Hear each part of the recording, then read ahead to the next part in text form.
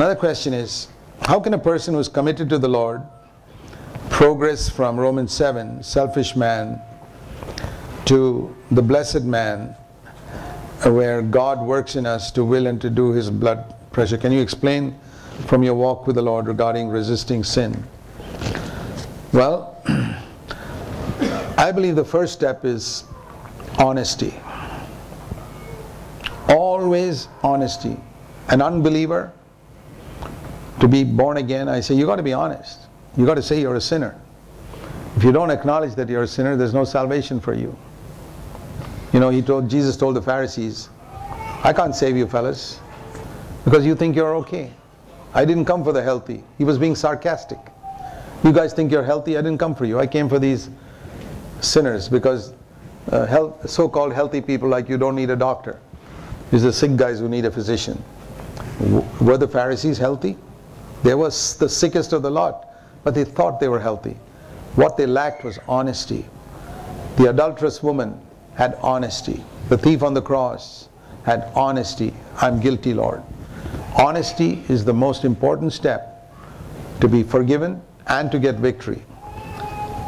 Most of us, if you're born again, there was some time in your life where you were honest, and you came to Jesus and said, I'm a sinner. I remember once I met a nominal Christian after a meeting, and I said, the trouble with you is that you're coming to Jesus as Christians. And I want to tell you the bad news, that Christ did not die for Christians. They're wondering what I meant. I said, Jesus did not die for Christians. He died for sinners. So if you come to Jesus as a Christian, He'll say, I didn't die for you. Come to Jesus as a sinner. He'll forgive you immediately. I was trying to wake him up.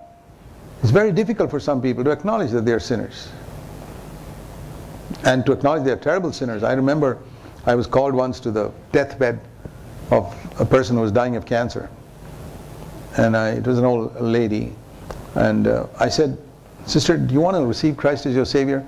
Are you willing to acknowledge that you're a sinner just as much as any prostitute in Bangalore? Oh, she was shocked. I'm not as bad as a prostitute. I said, sorry, then there's no hope for you. Come to Jesus as a sinner, you'll be forgiven right now.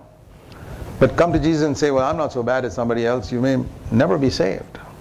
Honesty. So to overcome sin, the first step is to come to Him and say, Lord, I am defeated. Just like once upon a time you said, I'm a sinner. Be honest and be specific. Lord, this particular area, I'm defeated, I'm defeated, I'm defeated. I try and I'm defeated. I don't want to be defeated. Every time I'm defeated, I dishonor you by my life, and the devil can blaspheme you because of me. I'm sick and tired of living this life. I want to be an overcomer. Hunger and thirst for it. You know, just like I said earlier, the way you strove and struggled to get a visa or to permit to come and live in this country. Cry out to God to help you to overcome. And I believe those who hunger and thirst after righteousness will be fulfilled. And I believe God will lead you progressively. We don't overcome all sin like that. But as God gives you light on it, little by little by little by little, you'll find a progress that really excites you, and your life will become more and more radiant and more the joy of the Lord. Okay.